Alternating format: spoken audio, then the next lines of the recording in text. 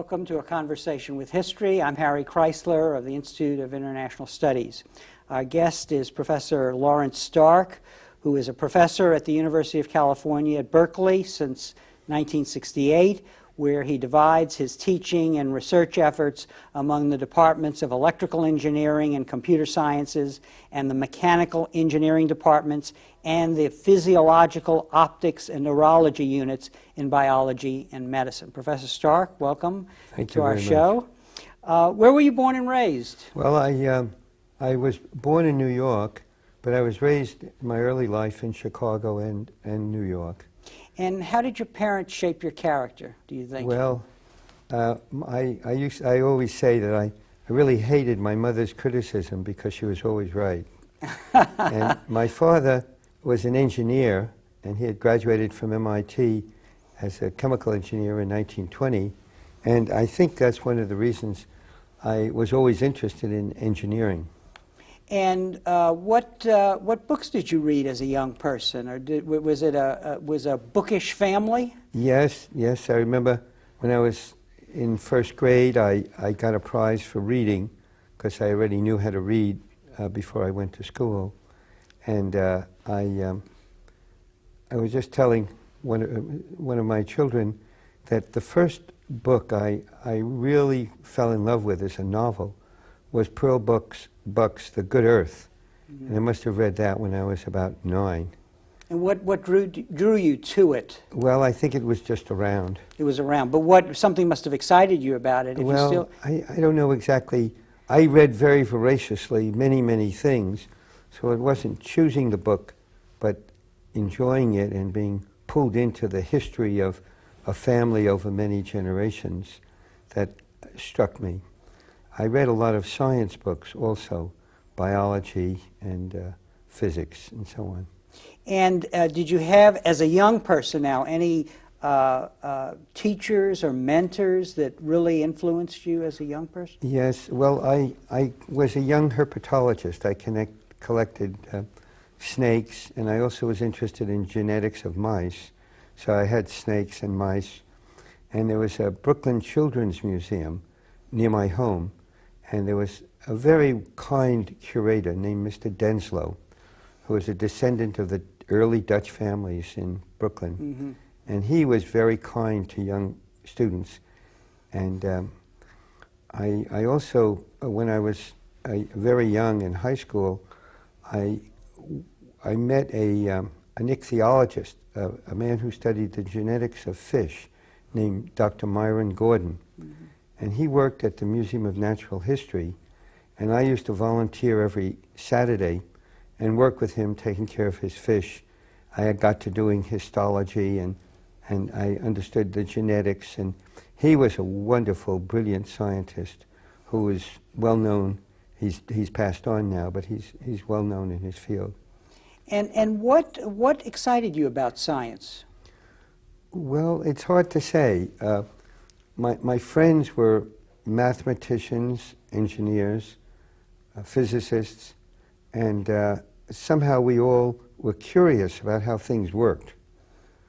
Not so much about what people said about it, but how nature worked, how things were put together, how things came apart.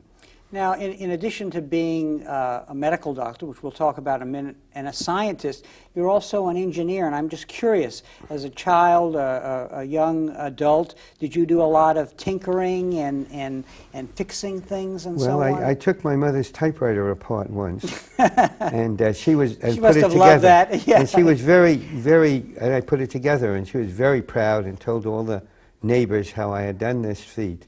But I was very quiet because I knew there were 3 or 4 screws I hadn't put back in. And after a few weeks, it broke, and she was very upset.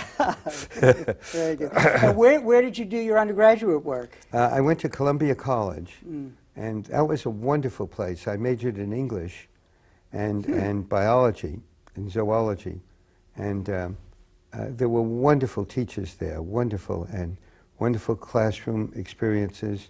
I don't think I missed a class in my 1 year and 9 months as an undergraduate. Why such a short time? Well, it was during the war, and I went into the Navy.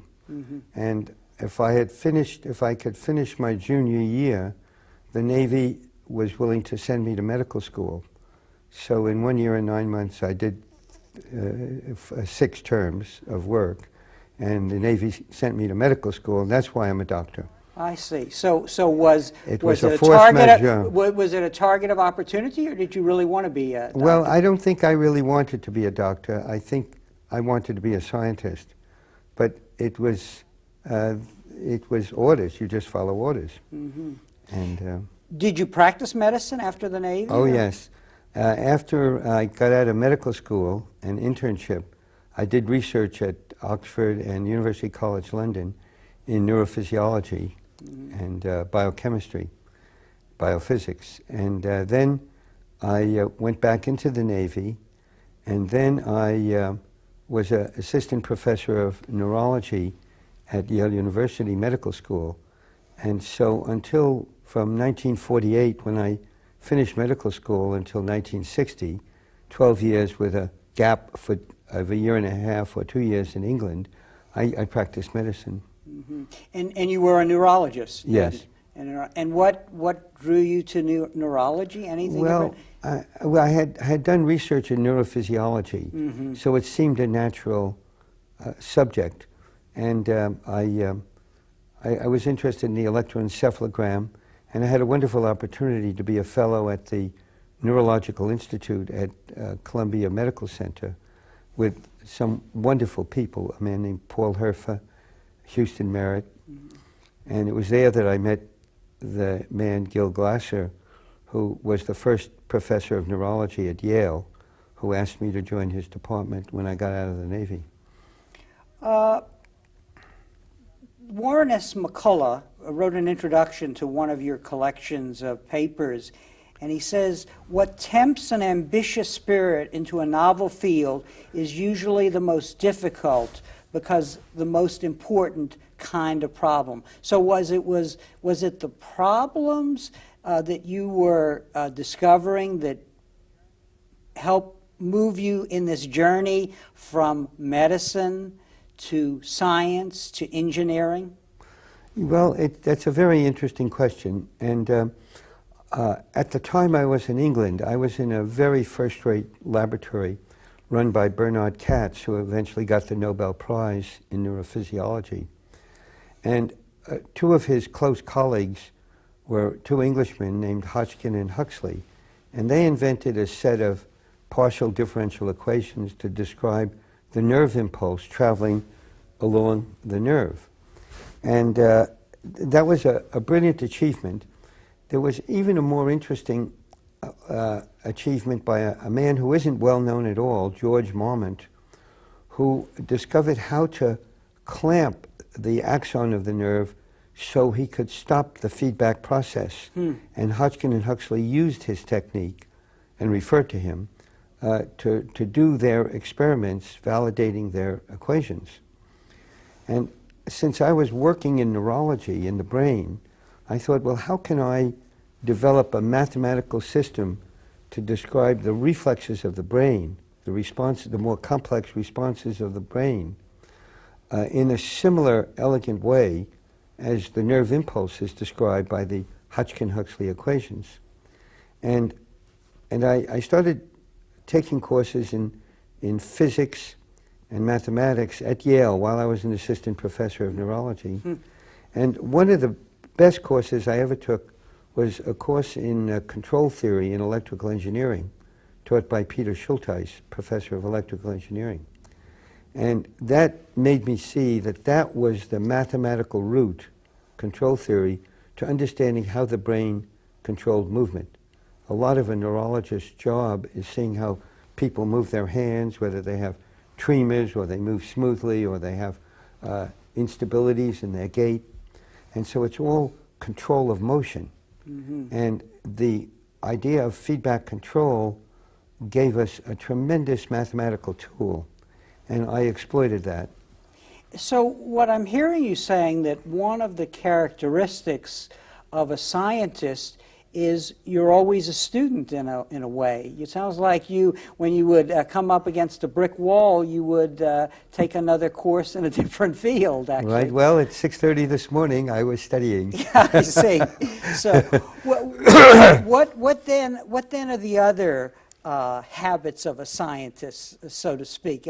We'll talk about your later work in a moment, but help us understand what it is that you have to be able to do science. Well, I think one of the things is you have to be able to find a really interesting problem that is soluble, and you don't have to wait for exploration to Jupiter to solve your problem, and yet is an important problem. Most of the important problems are all around us. They're not in Antarctica or in Mars. They're right around us in the air. I heard a wonderful talk in this very building about black holes, and there may be billions of microscopic black holes in every room in Dwinelle. And it was a brilliant talk, and you can see that what we don't know is right around us. Somebody once said if the fish were going to study the world, the last thing they would discover would be the ocean, because we're so immersed in everyday things. Also, I think a scientist is very different than a scientific worker. Most of the people that society calls scientists are what I call scientific workers. And a scientist is very much like a poet. You do your best work lying awake in the afternoon. And you have dreams, and you have random thoughts, and you have motivations that you don't understand, and stray bits of information that you put together from different sources, and you get an idea. And this idea is like a poem, like John Keats, who was also a doctor, just would suddenly some beautiful lines of poetry would come into his head. And I think that's the way real scientists work. And what is it that comes to your mind, the shape of the problem and a strategy to address it? Yes, I think it's a feasibly approachable problem. I used to give an exam question to students at the end of a bioengineering class. And there was 4 parts. I'd say, design an experiment that will make you famous throughout the world. And the second part, explain why the technology is available now to study this problem, to do the experiment. Describe why your background would lead you to be a successful person to carry out this experiment. And the last is describe why everybody else in the world thinks this problem is crazy. Because if it's not very unusual, people would have done it. Some big lab with some big professor in some big university would have solved that problem with all their resources. So it really has to be a kind of an unusual solution or direction. What I'm hearing you say, which is interesting, is the element of courage that's involved in the work of a scientist. That is, going into an area that may not be a formal field yet, finding a problem and offering a solution that everybody may laugh about until you've actually done the work and proved that you're right. Right. I think that's true. And I think that's why there are a lot of scientists who tenaciously hold on to their ideas, but may be actually wrong, and it may be disproven, and then if they don't accept the facts of Mother Nature, kind of hitting them over the head with a hammer, saying you're wrong, then they get into difficulties. They go off into the deep end, but I think most scientists have to develop an individualistic path. And how do you think students can prepare to be scientists, or can they prepare? Are they born with these talents, or are they developed? I think by the time a child is about 8 months in utero, he's already fully formed. I think environment has to be sufficient to nourish them and to provide other things, friends, peers, parents that nurture them.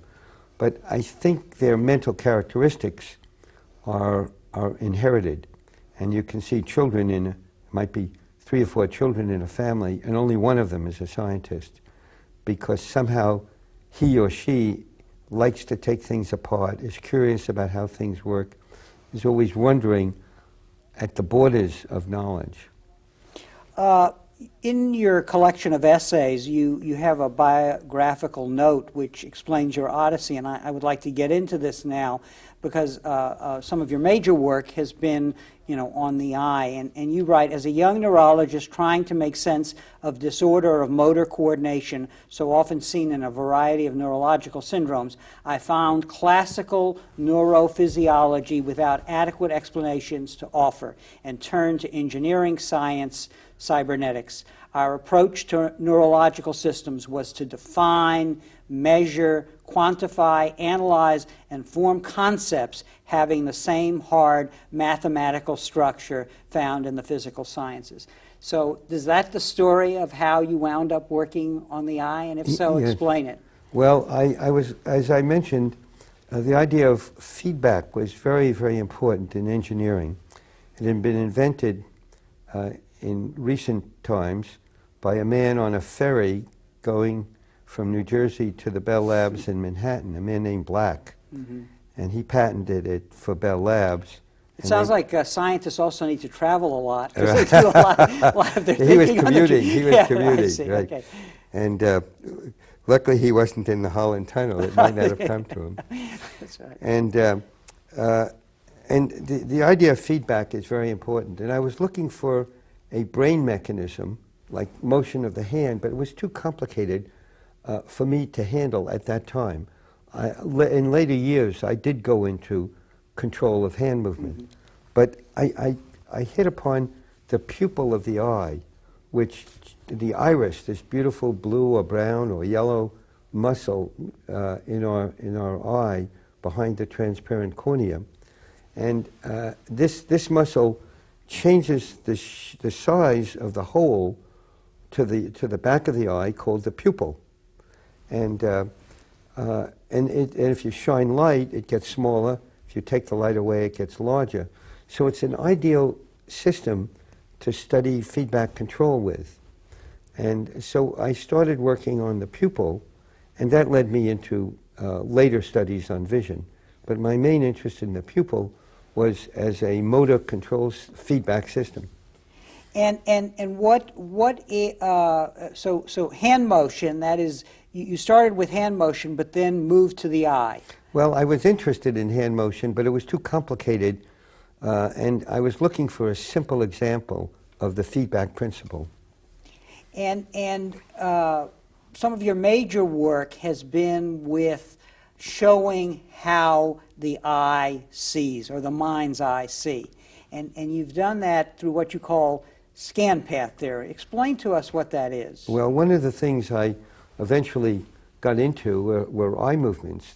They're very fast jumping eye movements. We make about 1 million a day, called saccades, which direct our glance to many parts of the what is called the visual field, the area you're looking at. And these saccades have very many interesting control properties. And I was starting to think about how people would use these eye movements to dissect an image. And I worked with a very brilliant student, an electrical engineer here at Berkeley, named David Noten. And we measured eye movements of people looking at different pictures. Now, people had done that before, but nobody had our equipment so we could measure the sequences of the eye movements as a time function, in a sequence. So we could see, to our amazement, that people would look at 5 or 6 important things in a room, or at a face, or in a scene, an outdoor scene, and then they would return in almost the same order to those same points. And we call this sequence of glimpses carried by these fast eye movements, or saccades, we call this the scan path eye movement. And so that was a very interesting experimental finding. But it made us think even more deeply about how the scan path was generated. And we moved on to what we call the scan path theory, which says that the internal brain is generating a picture that we see and that we naively think we're seeing through our eyes, but we're actually seeing it through our brain. That doesn't mean that the eye doesn't jump around and collect very important checking information, but it's all in the mind's eye, or most of it is in the mind's eye, and that this schema, this internal spatial cognitive, which means knowledge model, is what drives the eye movements. And in the last 30 years, we've done a lot of experiments to try to prove that beyond doubt. And let's talk a little about this scan path. It's repetitive.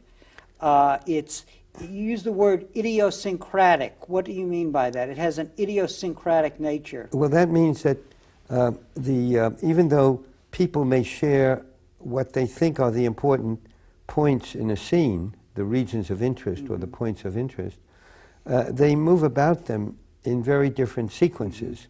So it's almost like a fingerprint. So your scan path and my scan path on the same picture of the Mona Lisa might look at the same parts of the Mona Lisa, her eyes and her enigmatic smile, but we would travel across those features in a different sequence. And of course we would have different regions for different pictures, and we would have different sequences for different pictures. And the eye is looking at this, if one can say the eye, in a top-down modality, right? Well, it's driven in a top-down modality. Yeah. See, the way vision works is we have a retina in the back of our eye that picks up signal information, like a television camera. We also have a very high-resolution part of the retina called the fovea, F-O-V-E-A, if I can be a professor. And that has very high resolution. And if we want to read a word, we have to direct our fovea to that particular word. So if I held up a newspaper here, we would look at it, we would think we see every word clearly. But that's an illusion of clarity and completeness, I call it. There should be a better name, but I haven't thought of it. And this illusion of clarity and completeness makes us think we see every word in the newspaper clearly. But in fact, if we're going to read it, our eye muscles have to direct our eye so that the fovea falls on a particular word, so we can actually read the word, that we can actually bring it into the brain with high resolution. So it's important to bring some information into the brain through the retina and fovea to the visual cortex with high resolution. But at the same time, the general shape of the world is given by our mind's eye and by low resolution peripheral information. In the context of your theory and what you've just described, then, what is it that a great artist does, a Bonnard, a painter, a Gilles Perez, a photographer? In other words, if they are trying to capture a scene or an image, what does their work do to us, and how does the mind's eye of the viewer respond? Well, it all starts in the mind's eye of the artist, where the artist has a conception of what is the picture. What is a picture? See, a picture isn't just something you point a camera at and take a picture. A picture done by a great photographer or an artist is somehow a selected, minimized picture. And it has certain points of view, certain regions of interest that illustrate to the artist what he has in his conceptual mind's eye. So the first thing the artist has to do is have an idea of what he wants to make the picture of, what he wants to compose it of. And then the second thing, he has to be very, very technical, have great technical proficiency to be able to paint what he wants, the enigmatic smile of the Mona Lisa. And then that painting is there as a message, as a communication to all the other human beings who live at that time, who can see the painting, who will ever live, as long as the painting is there. And then the person viewing it looks at that picture and has a mind's eye view of that, and he can look at different parts of it and like siphon up different regions of the picture in high resolution. But that's a very time-consuming and brain-consuming process. We make about 3 glimpses a second only, and those are very small areas of the foveation. So we generally pick up 5 to 7 points of interest that check on what we guess is there.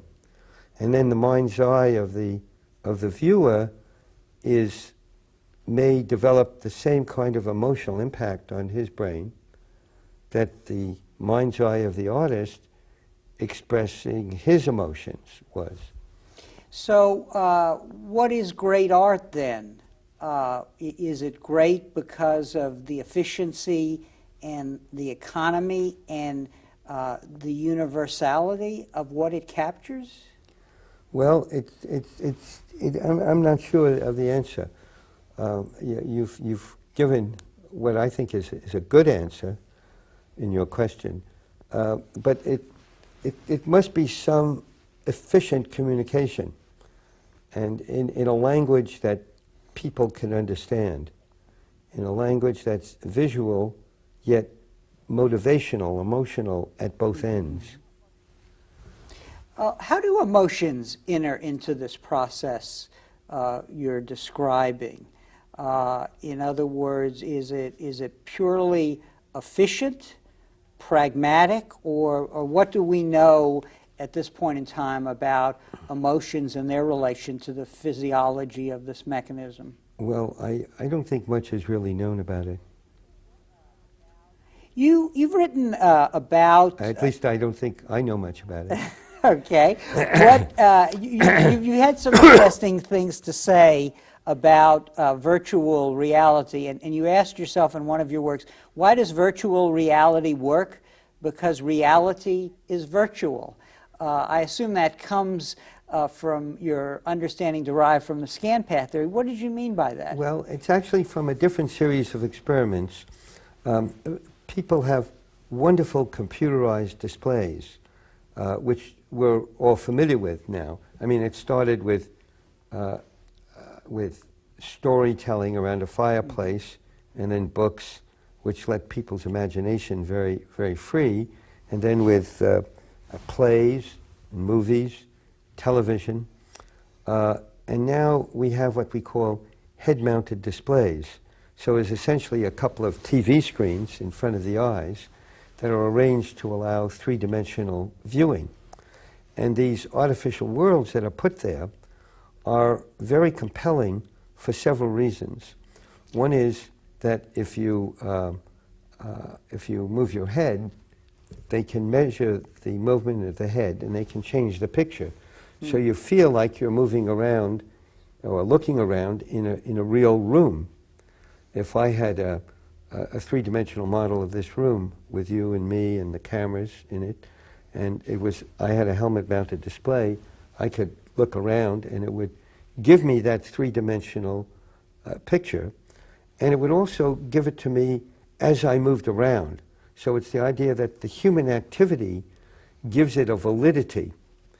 And also, if we measure, say, where the hand is, and I move my hand up in front of my eyes, and an artificial hand moves up in front of my eyes in this artificial three-dimensional world, I start to believe that I'm in this artificial three-dimensional world.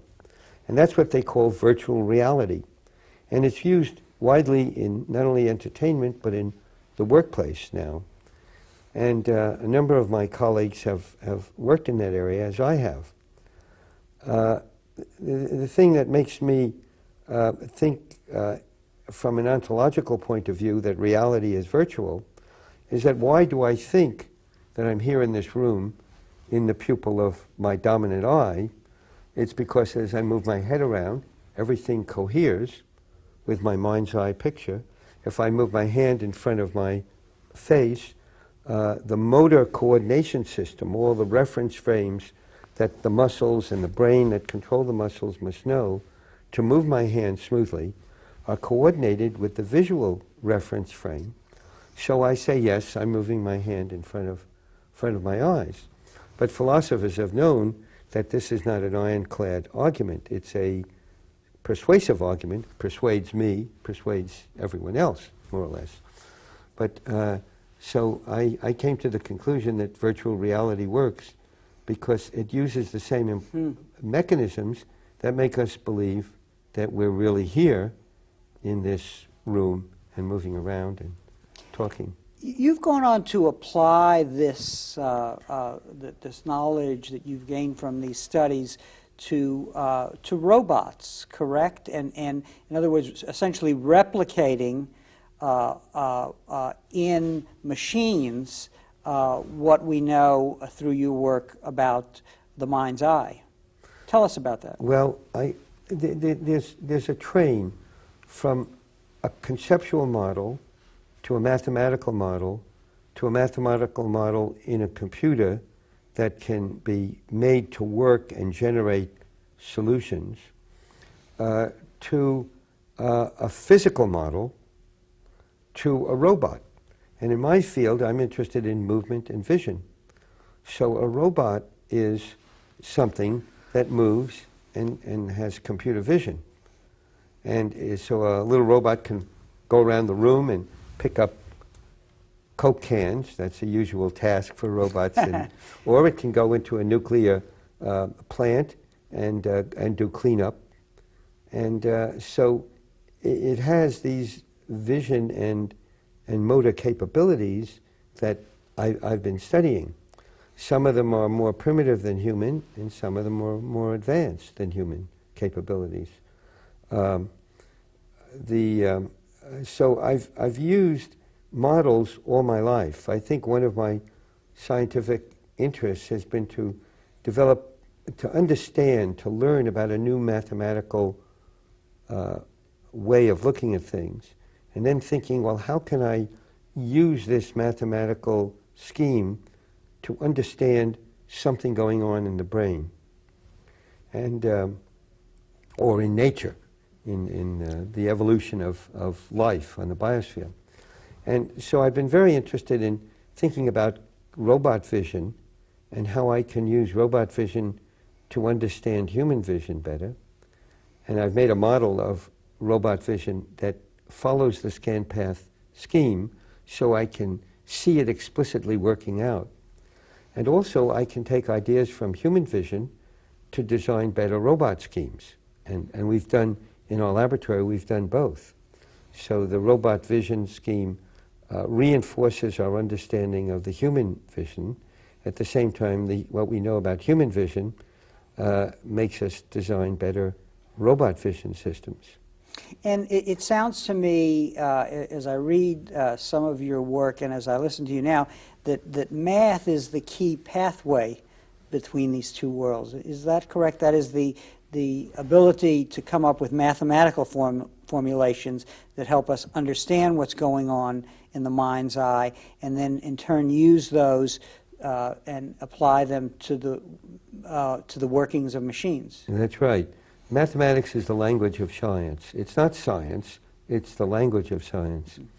And I know one of my daughters didn't go into science, but rather into writing. And she went to UC Santa Cruz and had to take a science course because it was part of the core program.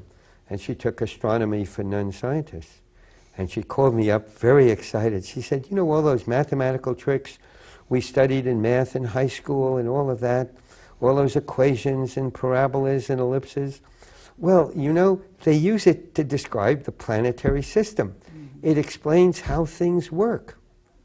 And she was very, very excited. Not enough to give up writing and become a scientist, but I think that's the excitement of mathematics as a language. You can say how things work. Tell us a little about the excitement of science. That is, when you make a discovery, when that moment comes when you say, when an idea clicks, because in your case, say you have these scan paths and you see their implications. Well, I have a little pseudo-institute called the Breakthrough Institute, and I use it on my stationery. And I tell people I have a breakthrough every day. I see. And very often at 2 o'clock in the morning, I'll have a tremendous idea. And sometimes, quite often, by 8 o'clock in the morning, I realize it's a mistake. But it's happened so often, I try to analyze why it was a mistake, why my mind was thinking in that way. But I think it's very exciting to try to see solutions to a problem. And there are all levels of problems. There are general problems like vision and the scan path. And then there's a particular problem of how to arrange the lighting on a piece of instrumentation so you can measure the eye better. And they're in a way, they're equally exciting. And one of the problems one has to fight as a scientist is not to get too involved in the moment-to-moment discoveries, which are necessary to run your lab and do experiments, but to try to also have part of your thinking reserved for bigger problems, you might say, or for less soluble problems, or problems that just are interesting even though you can't approach them. One of the interesting things about the collections of papers that I looked at was, especially in the introductions and the conclusions, your reference to the problems of humanity generally, not just the problems of vision. And so I'm curious about what your findings about the way we see tell us about society and human interaction. Well, I think what it tells me is that so much of our interaction is within our own brains, and that the contact we have with other people and with the outside world is very sparse. And so people can have a model in their head, and that model subsumes their thinking process. And it's almost impossible to change that model. So one can have a model of a gray-haired God up in the sky, and if you believe that, then everything that happens is a result of that person watching over you and doing this and doing that. Once you have that model, it's very hard to shake the model. And a friend of mine who's a neuroanatomist, Valentino Breitenberg, has pointed out that each brain cell in our cortex has about 20,000 connections, 10,000 to other cells and 10,000 from other cells. And of those 10,000 inputs and outputs to each cell in the cerebral cortex, only one of them goes to the outside world, for example, to move a muscle. And only one of them, on the average, comes from the outside world, for example, to carry a vision signal or a temperature signal. So that, and all of these billions of neurons are all talking to each other through all these connections, and they're only getting sparse information from the outside. So the generation of models in people's heads are really what, and the functioning of those models are what drives them. And I think that's one of the real problems in humanity, that people can't really interact, and the way they form their models is shaped by very primitive forces in our culture and in every culture. And so it's, I think people who want to change the world are going to have to change the models. So does this thinking make you more conservative about human affairs or more radical? Well, it's hard to define conservative and radical. I would say I'm very conservative in that I don't like people to interfere with other people unless that person's doing harm. And I feel that people's morals should be allowed to control, each person should be allowed to control himself. And I don't like interference with people's activities. So I don't know if religious views trying to control people would be called conservative or radical. I tell people I'm too conservative to be a Republican because I think a lot of their social engineering is not what I call freedom, but a kind of a radical change, much as the communists tried to change people's economic behavior. And so I don't know. I think that another thing that my studies in genetics have taught me is that we're all one flesh, Mm-hmm. all the people in humanity. And I remember walking around in London once, about 25 years after I had lived there as a young man, and I was seeing these crowds of people and walking around and knowing that I might be related to any one of them, mm-hmm. because I had cast my seeds widely, and if not wisely. And I just felt like I was a parent to all these people. And so I think humanity is linked in this biological fashion, but we're separated in terms of our internal models. And so the misinformation, the inability of people to communicate with each other at one level doesn't surprise you, No. Based on your theory. That's correct. But on the other hand, you just said that biologically, the fact that we can move beyond misinformation and lack of communication doesn't surprise you either. Right. It's a strange mixture. As you meet all these people that visit the International Institute here at Berkeley, you see people of very wide cultures, and they're all the same, mm-hmm. and they're all different. Now, your work obviously touches on this world of the movie 2001 of Hal's taking over, and I'm just sort of curious because one thing that I might read into your work is looking at the problem now of the ethical dimensions of creating machines with human-like abilities. In a way, your work suggests that man becomes most godlike in creating man-like machines. Is that a fair statement? Well, or even surrendering to them.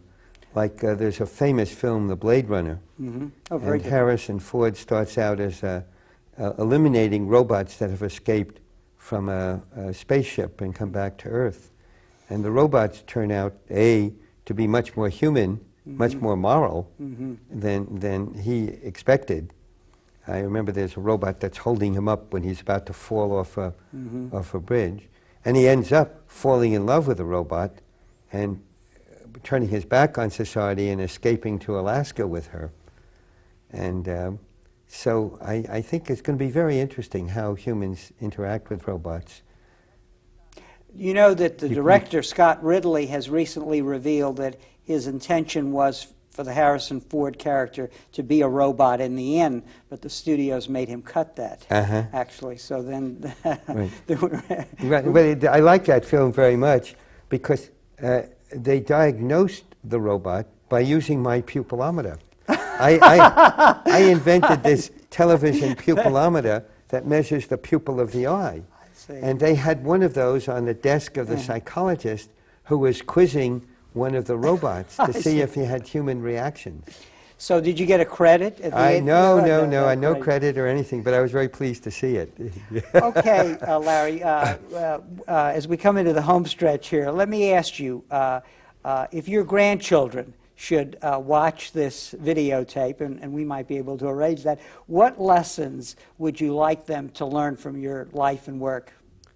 Well, I think that they should feel very free and to follow their spirit. in all directions. And talking to students generally, how do you think they should prepare for the future? Well, I think that examination question, where they're supposed to design an experiment that would make them famous, in spite of everybody else thinking it's crazy, at the same time they have to weigh the technical accessibility and their own capabilities to do that experiment.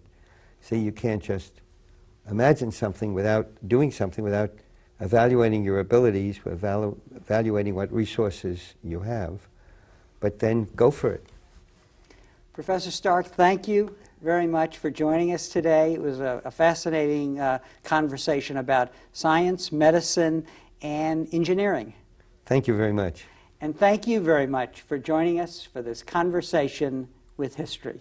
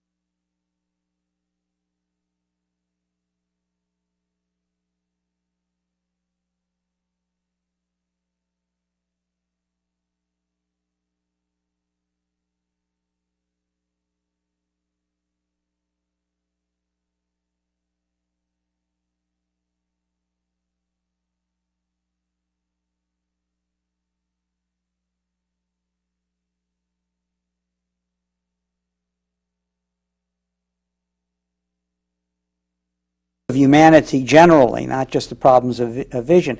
And so I'm curious about what your findings about the way we see tell us about society and human interaction.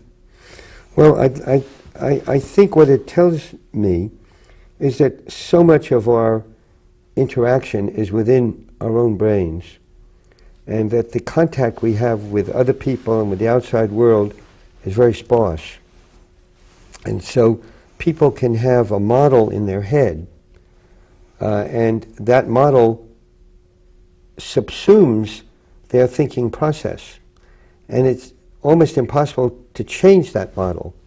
So one can have a model of a gray-haired God up in the sky, and if you believe that, then everything that happens is a result of that person watching over you and doing this and doing that. Once you have that model, it's very hard to shake the model.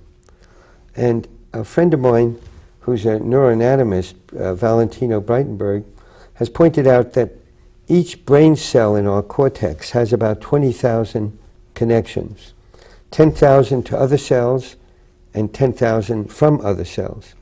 And of those 10,000 inputs and outputs to each cell in the cerebral cortex, only one of them goes to the outside world, for example, to move a muscle. And only one of them, on the average, comes from the outside world, for example, to carry a vision signal or a temperature signal. So that, and all of these billions of neurons are all talking to each other through all these connections, and they're only getting sparse information from the outside. So the generation of models in people's heads are really what, and the functioning of those models are what drives them. And I think that's one of the real problems in humanity, that people can't really interact, and the way they form their models is shaped by very primitive forces in our culture and in every culture. And so it's, I think people who want to change the world are going to have to change the models. So does this thinking make you more conservative about human affairs or more radical? Well, it's hard to define conservative and radical. I would say I'm very conservative in that I don't like people to interfere with other people unless that person's doing harm. And I feel that people's morals should be allowed to control, each person should be allowed to control himself. And I don't like interference with people's activities. So I don't know if religious views trying to control people would be called conservative or radical. I tell people I'm too conservative to be a Republican, because I think a lot of their social engineering is not what I call freedom, or but a kind of a radical change, much as the communists tried to change people's economic behavior. And so I don't know. I think that another thing that my studies in genetics have taught me is that we're all one flesh, all the people in humanity. And I remember walking around in London once, about 25 years after I had lived there as a young man, and seeing these crowds of people and walking around and knowing that I might be related to any one of them, because I had cast my seeds widely, and if not wisely. And I just felt like I was a parent to all these people. And so I think humanity is linked in this biological fashion, but we're separated in terms of our internal models. And so the misinformation, the inability of people to communicate with each other at one level doesn't surprise you, No. based on your theory. That's correct. But on the other hand, you just said that biologically, the fact that we can move beyond misinformation and lack of communication doesn't surprise you either. Right. It's a strange mixture. As you meet all these people that visit the International Institute here at Berkeley, you see people of very wide cultures, and they're all the same, and they're all different. Now, your work obviously touches on this world of the movie 2001 of HAL's taking over, and I'm just sort of curious, because one thing that I might read into your work is looking at the problem now of the ethical dimensions of creating machines with human-like abilities. In a way, your work suggests that man becomes most godlike in creating man-like machines. Is that a fair statement? Well, or even surrendering to them. Like there's a famous film, The Blade Runner, Oh, very and good. Harrison Ford starts out as eliminating robots that have escaped from a spaceship and come back to Earth. And the robots turn out, A, to be much more human, much more moral than he expected. I remember there's a robot that's holding him up when he's about to fall off a bridge. And he ends up falling in love with a robot and turning his back on society and escaping to Alaska with her. And so I think it's going to be very interesting how humans interact with robots. You know that the director, Scott Ridley, has recently revealed that his intention was for the Harrison Ford character to be a robot in the end, but the studios made him cut that, actually. So then... Right. But I like that film very much because they diagnosed the robot by using my Pupil Amida. I invented this television Pupil Amida that measures the pupil of the eye. And they had one of those on the desk of the psychologist who was quizzing one of the robots to see if he had human reactions. So did you get a credit at the end? No credit or anything, but I was very pleased to see it. Okay, Larry, as we come into the home stretch here, let me ask you, if your grandchildren should watch this videotape, and we might be able to arrange that, what lessons would you like them to learn from your life and work? Well, I think that they should feel very free and to follow their spirit in all directions. And talking to students generally, how do you think they should prepare for the future? Well, I think that examination question, where they're supposed to design an experiment that would make them famous, in spite of everybody else thinking it's crazy, at the same time they have to weigh the technical accessibility and their own capabilities to do that experiment. So you can't just imagine something without doing something, without evaluating your abilities, evaluating what resources you have, but then go for it. Professor Stark, thank you very much for joining us today. It was a fascinating conversation about science, medicine, and engineering. Thank you very much. And thank you very much for joining us for this conversation with history.